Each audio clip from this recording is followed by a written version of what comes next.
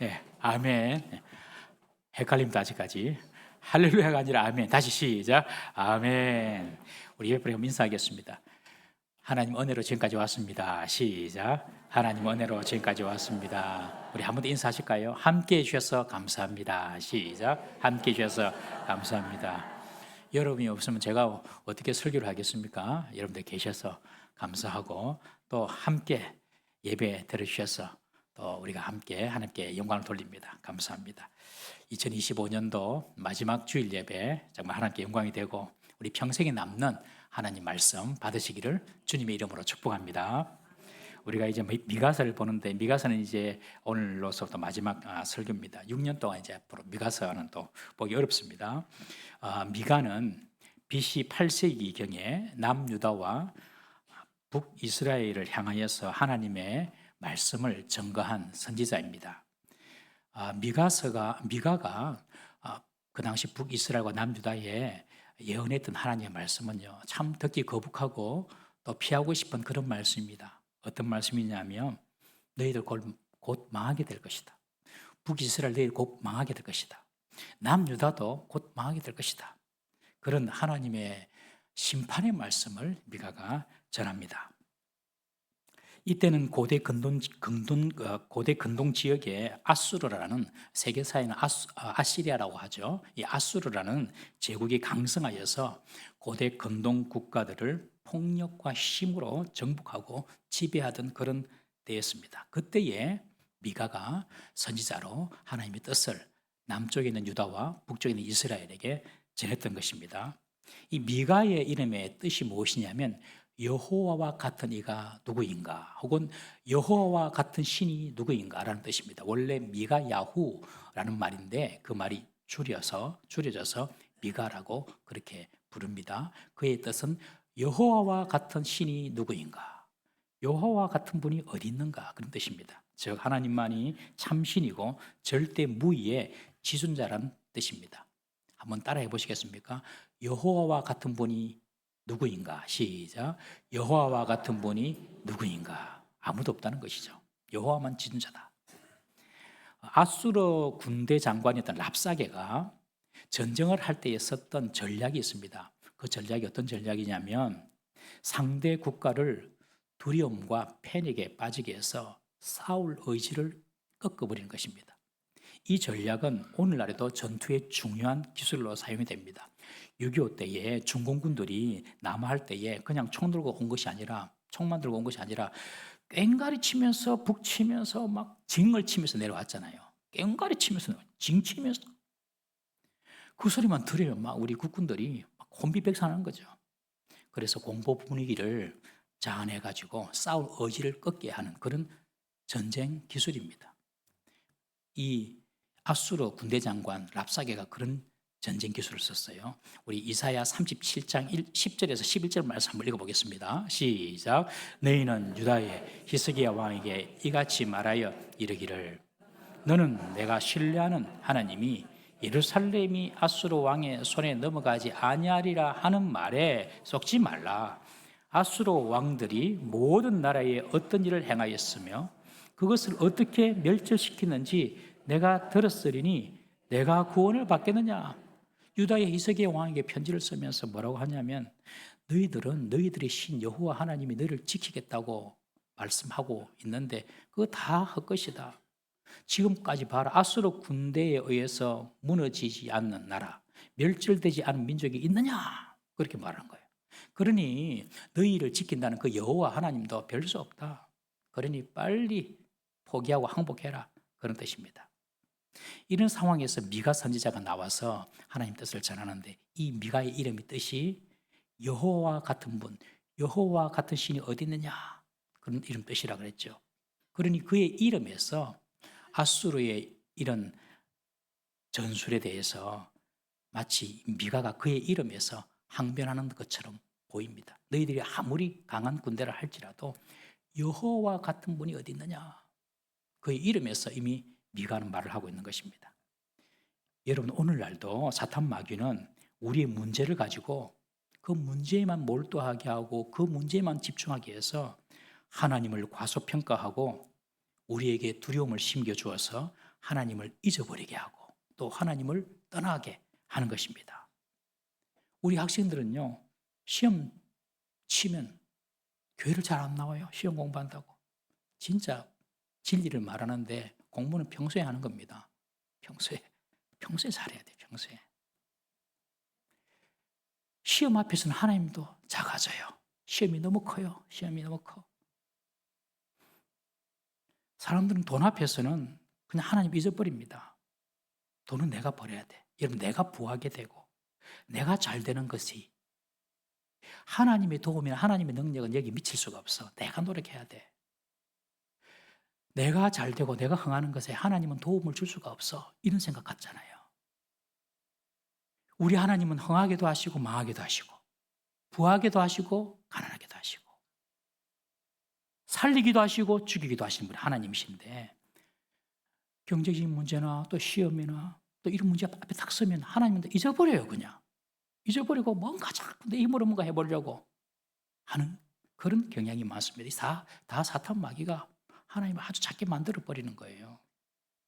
아수르 군대가 쳐들어와가지고 랍사게가 우리 군대 봐라. 네가 믿는 너희들이 믿는 여호와 하나님 안 된다. 빨리 포기해라 말하는 것처럼 큰 문제 앞에 우리가 서가지고 하나님은 잊어버리고 뭔가 다른 세상적인 방법, 인간적인 방법을 추구하게 하는 것이 사탄 마귀의 전술입니다, 여러분. 여러분, 우리가 어떤 문제나 두려움 앞에 있다 하더라도 이렇게 외치십시오. 미가 야후, 여호와와 같은 신이 어디 있느냐? 여호와가 나의 구원이시고 나의 도움이시고 나를 건지실 분이심을 여러분 신뢰하고 그 하나님을 의지하는 저와 여러분 되시기를 주의 이름으로 축복합니다. 문은 여러 개라도 마스터 키는 하나잖아요. 마스터 키 하나 딱 가지면 여러 문도 다 엽니다. 우리 인생의 문제는 너무너무 다양하고 많지만 그 해답은 바로 여호와 하나님께만 있음을 믿으시기를 바랍니다. 그래서 미가 야후 여호와 같은 신이 어디 있느냐? 아수르 군대를 향하여서는 미가는 하나님만이 절대 유일한 지존자다. 하나님만 강하시다라고 말씀을 했지만 북이스라엘과 남유다를 향하여서는 이 미가는 멸망을 예언합니다. 멸망을. 그러면서 이 심판의 주체가 아수르나 외국의 강한 적들이 아니라 바로 하나님이심을 말해줍니다. 하나님께서 아수르를 사용해서 북이스라엘과 유다를 친다는 것입니다. 왜 하나님께서 북이스라엘과 유다를 칩니까? 바로 이스라엘의 죄악 때문에 죄악 때문. 이스라엘이 국력이 약해서 국방력이 약해서 무너지는 것이 아니라 이스라엘 속에 있는 그 죄악 때문에 하나님께서 아수르를 들어서 징계한다는 것입니다.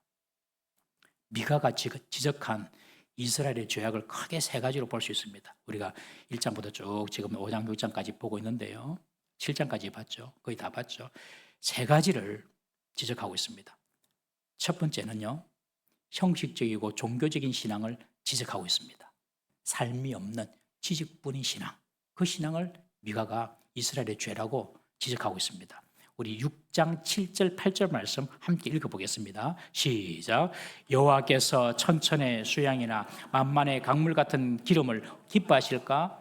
내 허물을 위하여 내 맏아들을 내 영혼의 죄로 말미암아 내 몸의 열매를 드릴까? 사람아, 주께서 선한 것이 무엇임을 내게 보이셨나니?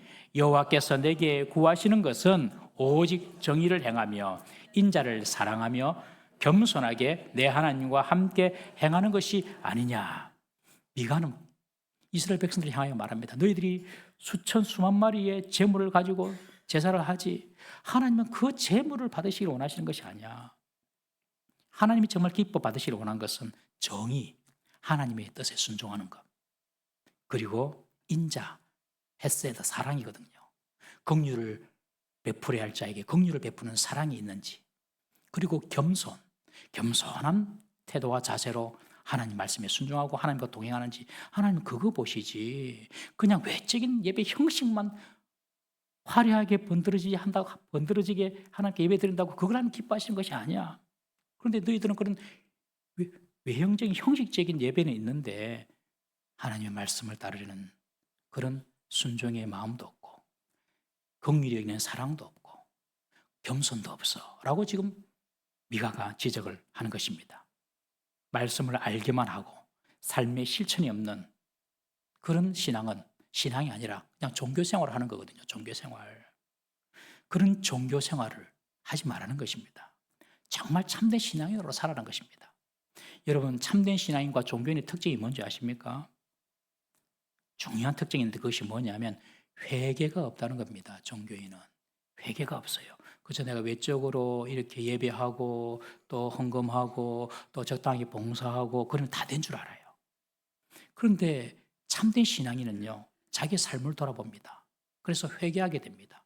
종교인과 참된 신앙인의 차이점은 회개의 차이입니다. 회개. 회개가 있느냐 없느냐. 여러분, 지난 한 주간 동안 회개하셨습니까? 회개가 있어야지 참된 신앙을 할 수가 있는 것입니다. 종교적인 행위에 만족하고 형식적인 신앙생활만 하던 그런 이스라엘 향하여서 너희들은 회개가 없다, 회개하라 라고 지금 선포하고 있는 것입니다.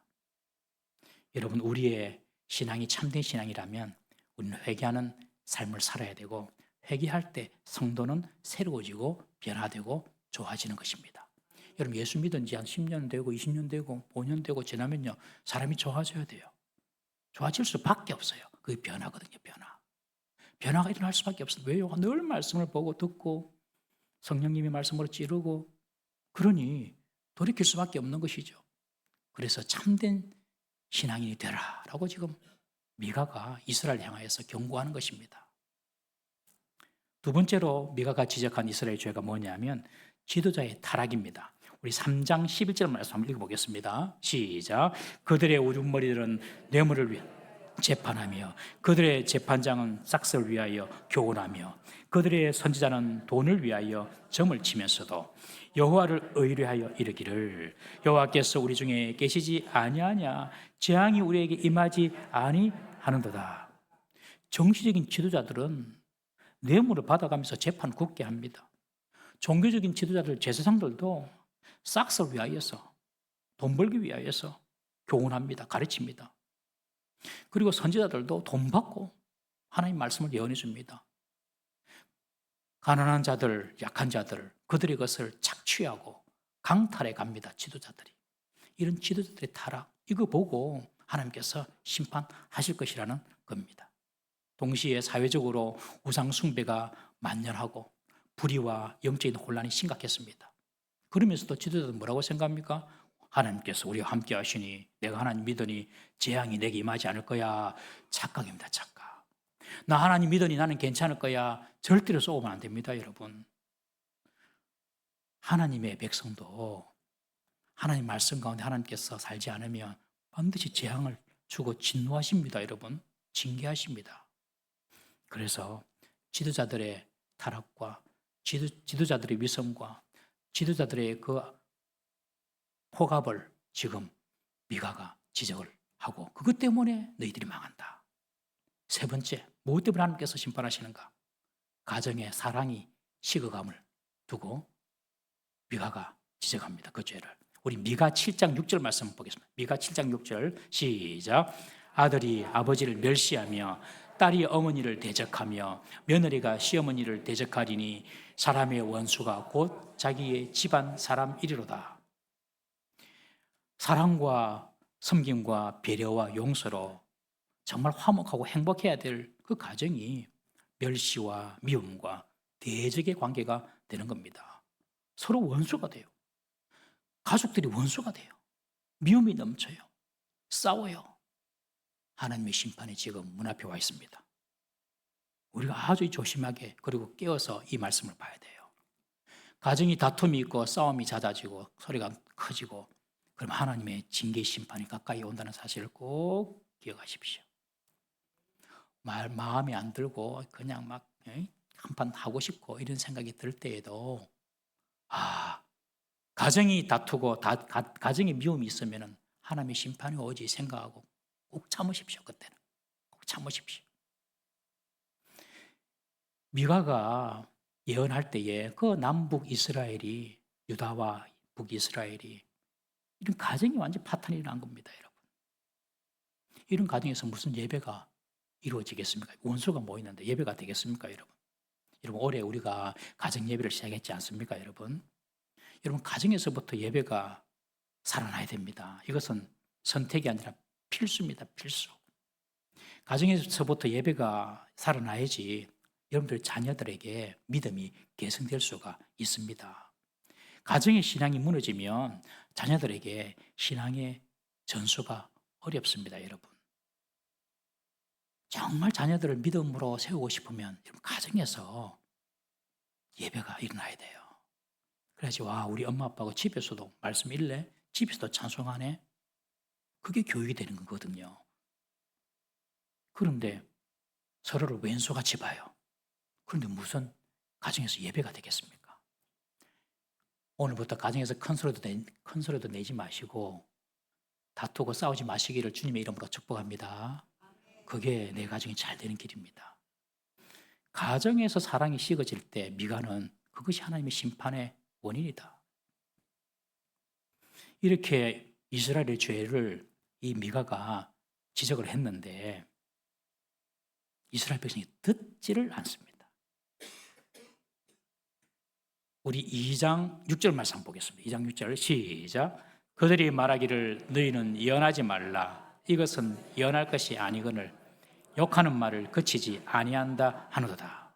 미가가 너희들 망할 것이다, 안 될 것이다, 이스라엘 멸망한다, 너희들 죄 때문에 그렇게 말하니 뭐라고 말하냐면 그건 예언이 아니다, 그건 욕이다, 욕 그만해라 하면서 안 들으려고 합니다. 여러분, 사람이 죄 때문에 망하는 것 같지만 결국에는 안 들어서 망합니다. 여러분, 안 들어서 회개하지 않아서 망하는 겁니다. 결국 북이스라엘은 미가가 예언한 이 예언 20년 이후에 멸망합니다. 그것이 오늘 본문 1절의 이야기입니다. 우리 1절 한번 읽어보겠습니다. 1절 시작. 딸 군대여 너는 때를 모을지어다. 그들이 우리를 애워쌌으니 막대기로 이스라엘 재판자의 뺨을 치리로다. 딸 군대란 말 이스라엘 군대를 말합니다. 군대 한번 모아봐라. 한번 싸워봐라 너희가. 그러나 안 된다 이 말입니다. 아무리 너희들이 군대 모아가 싸우려고 해도 그들이 너희를 애워쌌다. 그들이 막대기가 이스라엘 재판자의 뺨을 친다 이 말은 이스라엘의 왕이 아수르에 의해서 정복당할 것을 말합니다. 여러분 듣고 싶은 말만 들으면요 망합니다. 듣기 싫은 소리라도 그러한가 하나님의 뜻인가 생각하면 그 말씀을 들어야 됩니다. 자존심 좀 상한다고 기분 좀 나쁘다고 그 말을 안 들으면 안 되는 것입니다. 여러분 듣고 회개하면 살 길이 열립니다. 듣고 회개하면 하나님이 다 용서해 주십니다. 듣고 회개하면 새로운 길이 열립니다. 여러분 이렇게 좋은 축복의 통로가 회개인데 이걸 안 하고 삽니다. 안 듣습니다. 여러분 이제 올해 이번 주가 새해를 맞지 않습니까? 목욕탕 다 가실 거죠? 예. 때만 뺏기지 말고 몸에 때만 뺏기지 말고 지금까지 내게 붙어있던 고질적이고 습관적인 죄도 성령의 권능으로 깨끗이 씻어내시기를 주의 이름으로 축복합니다. 여러분 새해를 맞으면서 정말로 회개하고 나의 죄를 끊고 새해를 맞으면 하나님께서 새해에 새로운 기회, 새로운 축복, 새로운 은혜를 반드시 주십니다. 꼭 기억하세요. 나의 예배 생활은 형식적인 예배 생활은 아니었는가? 내 삶 가운데서 하나님의 말씀에 순종하고 긍휼한 사랑의 마음을 가지고 그리고 또 순종하는 마음으로 주님과 동행하면서 사는가 돌아보셔야 됩니다. 형식적이고 습관적인 신앙 주님께서 반드시 이거 정리합니다. 심판하십니다. 그리고 나는 긍휼의 마음을 가지고 사랑이 있는 사람인가? 나는 따뜻한 사람인가? 오늘 찬양 때 따뜻한 주님을 말씀하셨는데 나는 정말 따뜻한 사람인가? 직장에서나 가정에서나 긍휼의 마음, 헤세드의 그 인자의 마음을 우리가 가지고 살아야 하는 것입니다. 그런 마음의 결심을 하고 2020년을 맞는다면 새로운 해가 될 줄로 믿습니다. 미가서는요 이스라엘과 유다의 죄악에 대한 심판을 경고하고 회개를 촉구했습니다. 그리고 그것으로 끝난 것이 아니라 하나님의 이스라엘에 대한 회복과 약속을 선포합니다. 그것이 7절의 말씀입니다. 미가서는 멸망에 대한 선언뿐만 아니라 하나님의 회복의 약속을 해주는 하나님의 위로의 말씀이기도 합니다. 실제로 보니까 예루살렘으로 돌아온 자들을, 내가 그들을, 남은 자들을 이슬로 삼고 담비로 삼겠다. 그리고 수풀의 짐승들 중에 사자같이 그들을 강대하게 해주겠다. 젊은 사자처럼 내가 그들을 사용할 것이다. 이런 축복을 주십니다. 이스라엘은 아시다시피 딱 비 오는 날이 딱 정해져 있어요. 10월달, 11월달 이른비, 3월달, 4월달 늦은 비. 그리고 나머지 6개월 동안 비 한 방울 안 옵니다. 비 한 방울도 안 와요.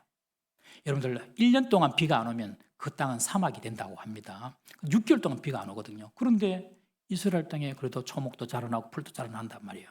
뭐 때문에 그러냐면 이슬 때문에 그래요. 이슬 때문에. 이슬이 매일 내려요. 이슬이. 저기 북쪽의 헬몬산에서 그 만년설이 이렇게 바람에 의해서 녹아가지고 오면서 그것이 이스라엘의 그 광야에 내리거든요. 새벽마다. 이슬은 새벽에만 내립니다. 새벽에도 합시다. 예. 새벽에만 다 이렇게 이슬이 내렸는데 그 이슬 때문에 이스라엘 땅이 그래도 유지가 되고 있는 것입니다. 내가 너희들을 이슬로 담비로 삼겠다. 다른 사람을 살리는 생명의 통로로 삼겠다. 그렇게 말씀하시고 그리고 이스라엘을 사자처럼 강하게 할 것이다. 약속해 줍니다. 이것은 단순히 지금 국가적인 이스라엘만 말하는 것이 아니라 오늘날 하나님의 백성인 교회를 말하는 것입니다. 교회가 세상을 향하여서 생명을 공급하는 이슬이 되고 담비가 되고 세상을 향하여서 하나님 뜻을 담대히 펼치는 사자 같은 그런 군대가 될 것이다. 그런데 이 강성함의 시작이 바로 구원자이신 메시아의 오심으로부터 시작이 된다는 것입니다. 그것이 2절 말씀입니다. 우리 2절 말씀 한번 다 같이 읽어보겠습니다. 시작. 베들레헴 에브라다야 너는 유다 족속 중에 작을지라도 이스라엘을 다스릴 자가 내게로 나올 것이라. 그의 근본은 상고의 영혼에 있느니라. 이 상고라는 히브리어 말은 올람이라는 말인데 영혼이라는 말입니다. 그러니 영혼에 있다. 시작과 끝 가운데 있다. 아니 시작과 끝 넘어서 계시는 분이다. 그분이 바로 이 땅에 올 것이다. 그런데 그 땅이 어디냐면 베들레헴 에브라다다. 이 베들레헴이라는 이 지역은 또 이스라엘 다른 곳에 또 베들레헴이라는 지역이 있거든요. 그러니 베들레헴 에브라다라고 말하면서 에브라다에 속한 베들레헴이라는 그런 뜻입니다. 그런데 이 베들레헴은 아주 작은 동네입니다.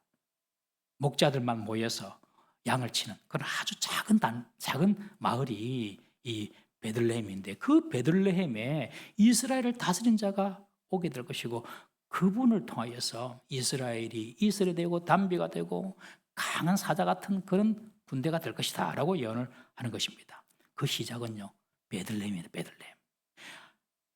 너는 유다 족속 중에 작을지라도 가장 작은 그런 베들레헴에서 이스라엘 다스리는 큰 자가 나온다는 것이죠. 이것이 하나님이 일하시는 방법입니다. 하나님이 일하시는 방법은 시작은 미약하지만 나중은 심히 강대하고 창대해지는 것입니다.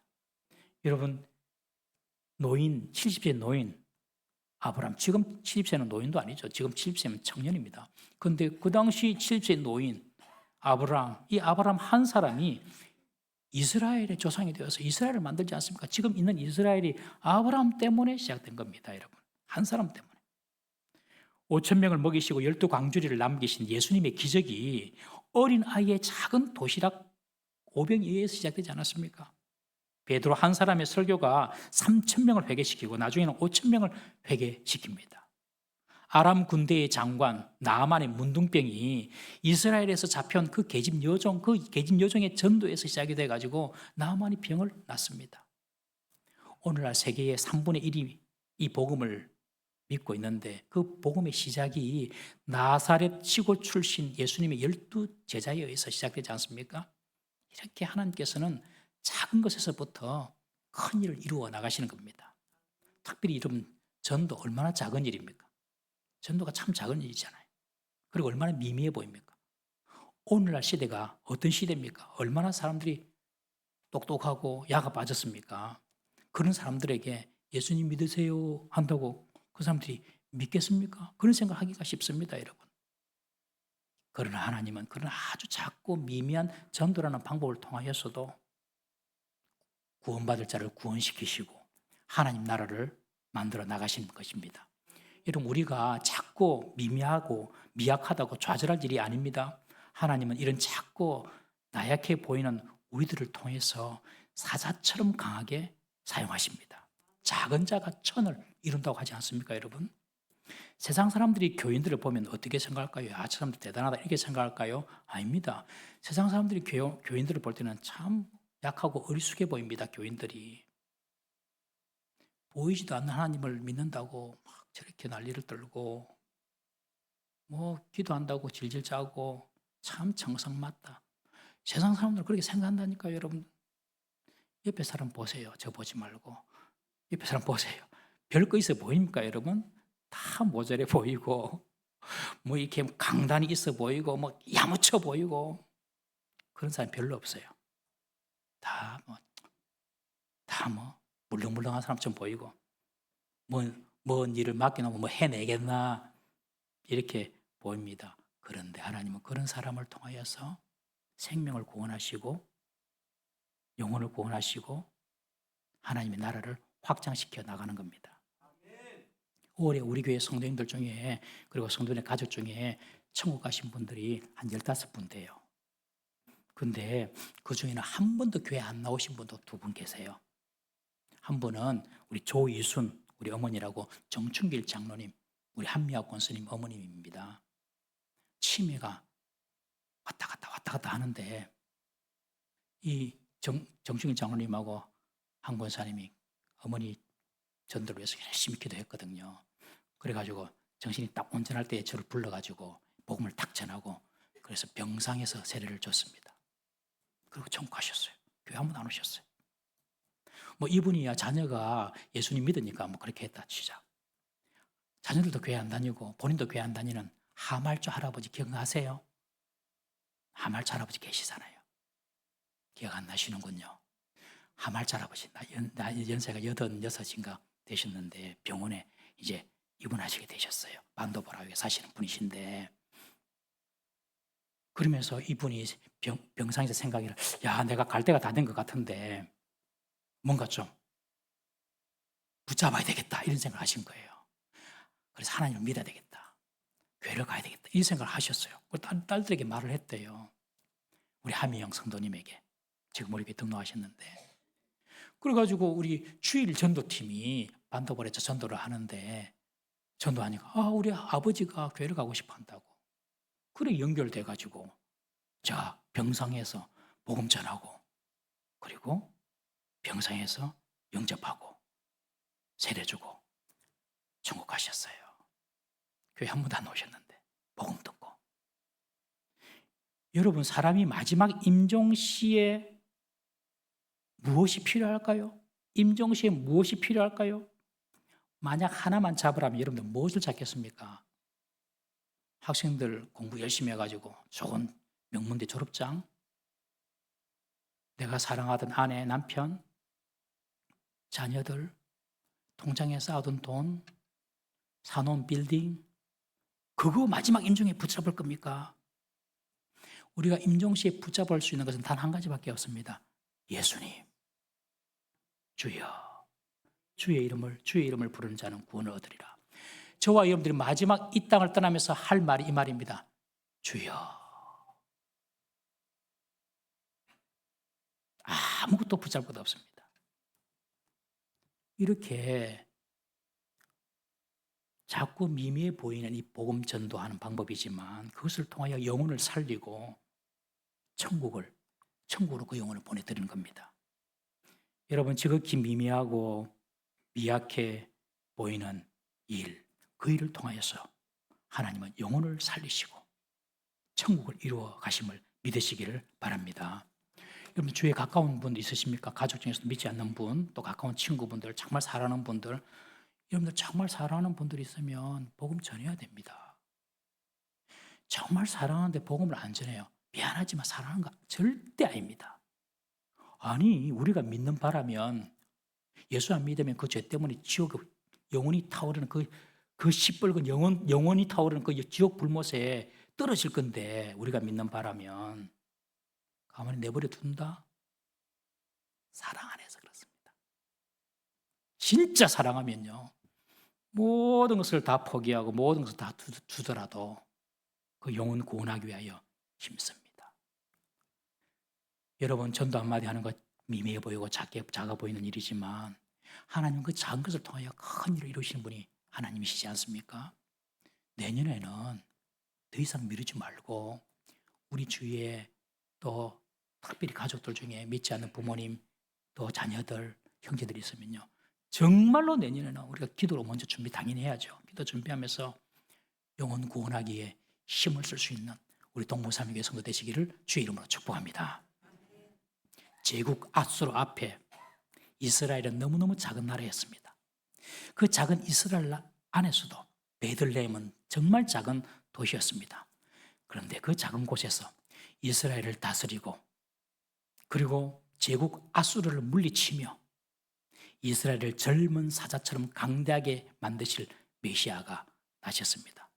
여러분, 지금 이스라엘도 보십시오. 지금 이스라엘이 얼마나 젊은 사자처럼 강대해져 있습니까, 여러분?